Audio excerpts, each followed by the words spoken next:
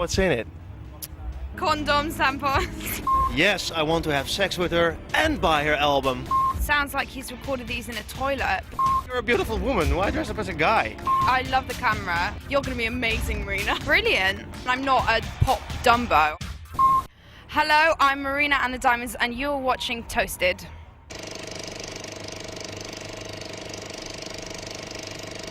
Marina, welcome to Lowlands. Hello. Did you get a chance to look around at all? Nope. You just popped in from the bus and that's it. Literally walked from the bus to here, started my promo. And then you brought your beautiful, what is it actually? It's a burger. It's a CD holder. No shit. It is? I thought it was a purse. Yeah. Well, I chopped the CD holders out and then used it as a purse. So what's in it? Makeup. Oh. Really? Just makeup? Yeah, condoms, tampons.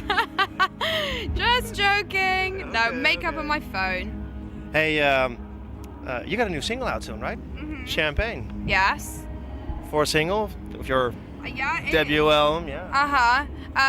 We're shooting the video on Tuesday. What's it gonna be like? It's I can't say yet. Come on. But it's going to be quite dark and like faded 40s vibe mixed with an urban setting. Go on, elaborate a little bit more. What can I do with that? Why is it such a secret? Come on. Nope. No. No. No, I can't tell you. Who's the director actually? Because It's Kim Gehrig from Academy Films. She did a lot of Gold Fraps stuff. She's really cool. Yeah. Because I found out that ranking did your I'm Not a Robot video, right? Yes. Yeah, he's fantastic to work with.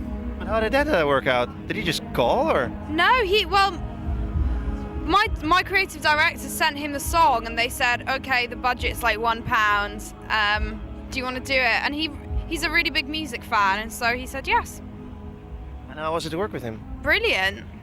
It was directed with him and Chris Cottam, and they're really, really strong directors, I have to say. Hey, all your videos are fantastic, I must add. Ah, thank you. I do love doing videos. It's a major part of the whole thing. I adore it. Yeah? Yeah. There might be a movie career in it for you. Maybe. You think so? Come on. Yeah, I do. Well, there you go. Only because I love acting, and I love the camera. I feel very comfortable in front of it. Yeah. I noticed. And your looks are also hilarious and fantastic. And do you do that yourself? Do you pick your clothing and stuff, or do you of course for the videos you have stylists, right? Yeah, I would, unless I have a specific idea, like for Champagne, I'm using some of my own stuff. But a lot of videos, because there are dances and stuff, you have to get a stylist to call a lot of things in. Hey, the song that I really like is Hollywood. Yeah. A big hit, of course. Uh-huh. The first time I heard it was like, well, A, she's American, you're not.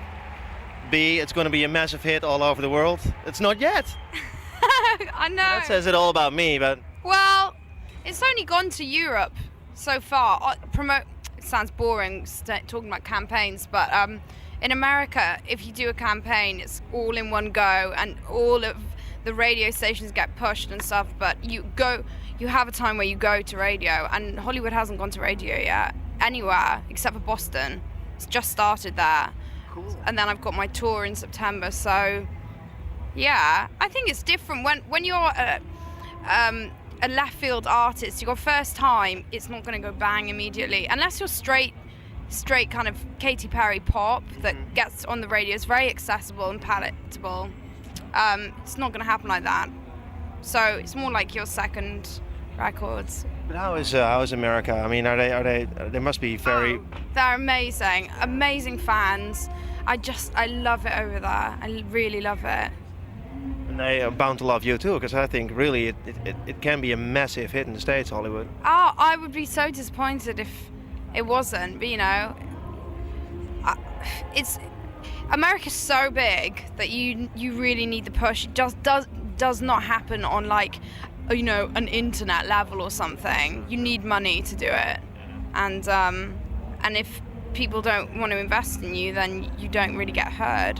So they must hear Keep it. your fingers crossed for me. I will. You don't need it. I mean, you're bound to be a success. Hey, of course, a lot of people talk about your music influences. Some of them are pretty obvious, and I might add boring. The stuff that you like yourself, I find way more interesting. I like the Distillers and Yeah. Daniel Johnston. Oh my god, I'm obsessed. Like, I'm one of his biggest fans, I'm sure. I just met his ex-manager in Holland. He's a friend of mine, yeah. And he had the weirdest stories about him. Did you know that his dad is a Vietnam veteran? And they were flying a plane together, and in mid-air, Oh my god, Daniel took over. He had like a fit. the weirdest thing is, he got the keys out of the contact and threw them out of the window. I kind of think it's amazing in a terrible way. Just because he's a character that's so out of this world.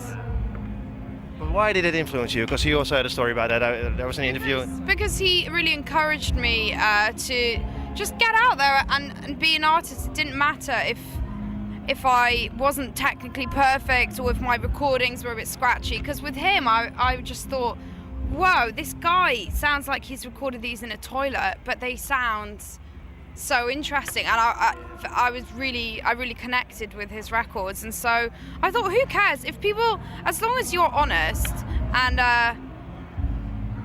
do everything you do with conviction, people will listen.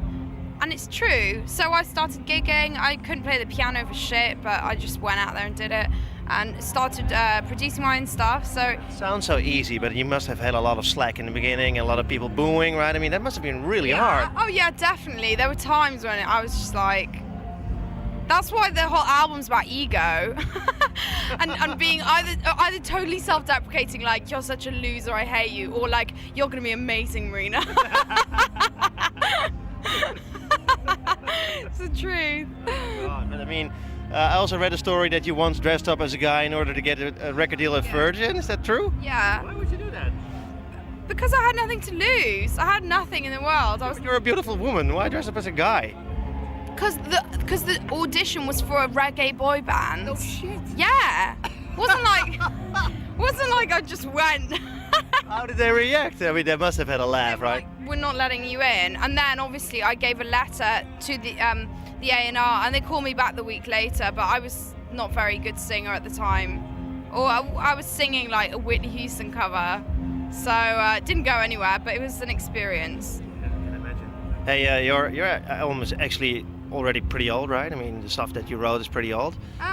Depends. Numb and Oh No were very new. Towards the end I wrote them. And then Hermit's 3 years old. Hermit the Frog. So where I'm getting at is, are you writing new material yet? What's it gonna be like? the vocal is much different. I think there's much more dynamic to the voice because I've been touring now for 2 years and just changes. I can't really say what it's like. It's still pop, but it's definitely different. Definitely different. And But now you're going in a more, I say, experimental edge, or because I love the pop stuff you do. not necessarily. Not necessarily experimental. I love pop that's executed in an intelligent and individual way, and that's all I'm after. That's what I am as a pop artist, because I'm not an experimental muso type, and I'm not a pop Dumbo either, you know.